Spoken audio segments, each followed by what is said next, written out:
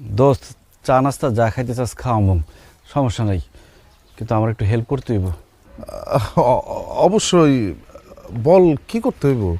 দোস্ত আমার 20,000 টাকার খুব দরকার, আমার 20,000 টাকা ধার দে, আমি বিদেশে গিয়া তোর 20,000 টাকা পাঠাই দেবো। দূর বেটা, তোর কি মাথা খারাপ হয়ে গেছে? আমি 20,000 টাকা কই পাম? তুই না মাছ চাষ করস, পোলট্রি ফার্মের ব্যবসা করস, তোর কাছে টাকা নাই? না রে, টাকা নাই, ব্যবসার মধ্যে সব টাকা খাটায় ফেলাইছি। তমাল, তাহলে তুই আমার 20,000 টাকা দে। আরে বেটা, আমি করি ইলেকট্রিকের কাজ, আমি কয় টাকা কামাই এই কাম কইরা? আমি 20,000 টাকা করতে দিব, আমি দিতে পারবো না। কমাল, আমার একটা জরুরি কাজ আছে, বুঝছস? তোকে লগে পরে দেখা করুম নি, এখন যাইগা। দোস্ত তাহলে একটা কাজ কর, গ্রামের মধ্যে আমার কোনো একটা কাজের ব্যবস্থা করে দে।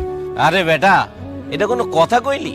তুই সারা জীবন আসলি সৌদি আরবে, রাজা বাদশাহ গুলাকে চলাফেরা করছস, গাঁও গ্রামের এই কাম কি তুই করতে পারবি? পারবি না। তুই এক কাম কর, তো যেহেতু টাকার দরকার, হোন্ডাটা বেচা দে। ও, তাছাড়া তো আর কোনো উপায় নাই। আচ্ছা, তোর কাছে কি কোনো হুন্ডা কেনার পার্টি আছে? তোর যেহেতু টাকা দরকার, হুন্ডাটা আমি কিনে রাখা দিব, কোনো সমস্যা নেই। কি রে কামাল, তুই না একটু আগে বলি তোর কাছে কোনো টাকা নাই, তাহলে হুন্ডা কিনবি কেমনে? না মানে আমার কাছে তো টাকা পয়সা নাই, ভাবছি আব্বার কাছ থেকে টাকা ধার নেব। এখন হুন্ডাটা কত বেশি কো?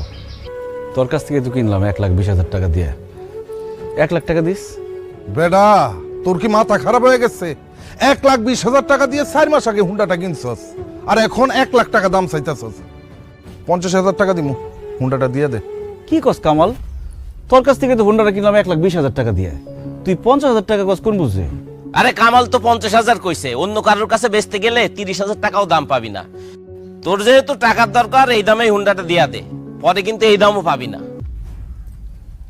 বিপদে পড়ছি তো, কি আর করার, কিন্তু আজকে বন্ধু বান্ধব চিনলাম।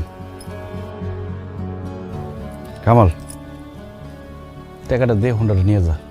টাকা তো লগে নাই, বাড়িতে আমার বাক্সের মধ্যে টাকা, আমি তাহলে টাকাটা নিয়ে আইতেছি। হ্যাঁ, কি করছস এই কয়দিন? এই হুন্ডাটারে পুরো ভাঙড়ি বানাই ফেলছস।